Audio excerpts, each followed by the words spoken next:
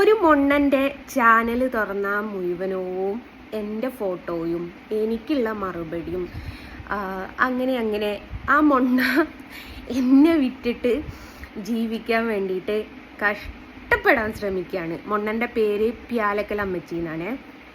അപ്പം മൊണ്ണനോട് എനിക്ക് പറയാനുള്ളത് എന്താ വെച്ചാൽ, മൊണ്ണ ഒരു പരാമർശം നടത്തിയല്ലോ. എന്താ വെച്ചാൽ സിനിമാ നടിയാണ് എന്നുള്ള ഒരു ചിന്താഗതി ഉണ്ടെന്ന്. എടി മൊണ്ണേ, ഈ സിനിമ നടൻ നടി എന്ന് പറയുന്നത് അവരുടെ സൗന്ദര്യത്തിലല്ല കേട്ടോ. മൊണ്ണ പോലത്തെ സാധനെ ഒരു നടനെയും ഒരു നടിയെയും നടനും നടിയുമാക്കുന്നത് അവരുടെ കഴിവിനെ കൊണ്ടാണ്, അല്ലാതെ സൗന്ദര്യവും സിനിമയും തമ്മിൽ യാതൊരു ബന്ധവുമില്ല. മൊണ്ണ പിടിച്ചോളെ, നീ വിവരക്കേട് കൊണ്ട് രണ്ടാം കെട്ടിയോൻ്റെ അടുത്ത് പോയിട്ട് അവന് സംശയരോഗം മൂത്ത് എതിലെ പോയാലും ഇവൻ ഓട്ടം പോകുമ്പം പോലും നിന്നെ കൊണ്ടണ്ട് നടക്കുന്നത് എന്തുകൊണ്ടാണെന്നറിയോ? പണ്ട് നീ അവൻ്റെ കൂടെ മതിൽ ചാടിപ്പോയി. ഇനി നീ ഏത് വലിയ മതിലും ചാടുമെന്നുള്ള ഒരു ബോധം അവനുള്ളത് കൊണ്ടാണ്.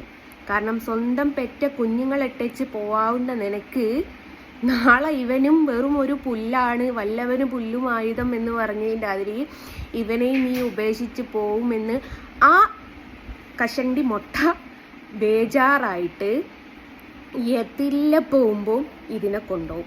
ഗൈസ്, നിങ്ങൾ തന്നെ കണ്ടില്ലേ, ദിവസം ഓട്ടോയിൽ പോകുന്ന ഒരു 2 വീഡിയോ എങ്കിലും പോസ്റ്റ് ചെയ്യും.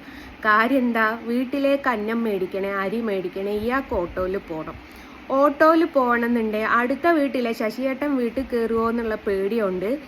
എന്താക്കൂ, ഇവളെയും കൊണ്ടങ്ങ് പോവും. വേറെ നിർവാഹമില്ലാഞ്ഞിട്ട് അയാൾക്ക് കക്ഷത്തിലുള്ള എടുക്കാനും പറ്റുന്നില്ല, ഉത്തരത്തിലുള്ള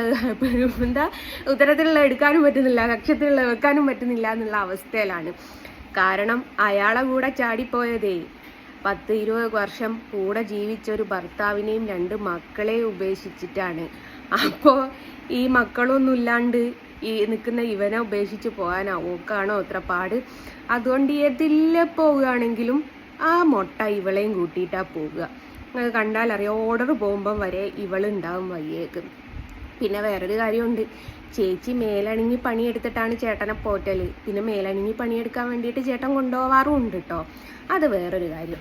അപ്പം നമ്മൾ പറഞ്ഞു വന്ന കാര്യം, എടി മൊണ്ണേ, ഈ സൗന്ദര്യം എന്ന് പറയുന്നത് മനസ്സിലാണ്, മുഖത്തല്ല. നീ വിചാരിക്കുന്നുണ്ട് ഈ സൗന്ദര്യമുള്ള ആൾക്കാർ സിനിമയിൽ അഭിനയിക്കും. വെറുതെ മൊണ്ണേ, കഴിവ് വേണം അവർക്ക്. അവരുടെ കഴിവിനെയാണ് ലോകം അംഗീകരിക്കുന്നത്. സൗന്ദര്യം ഉണ്ടായതുകൊണ്ട് ഒരു സിനിമാ നടനോ നടിയോ ആവണമെന്നില്ല.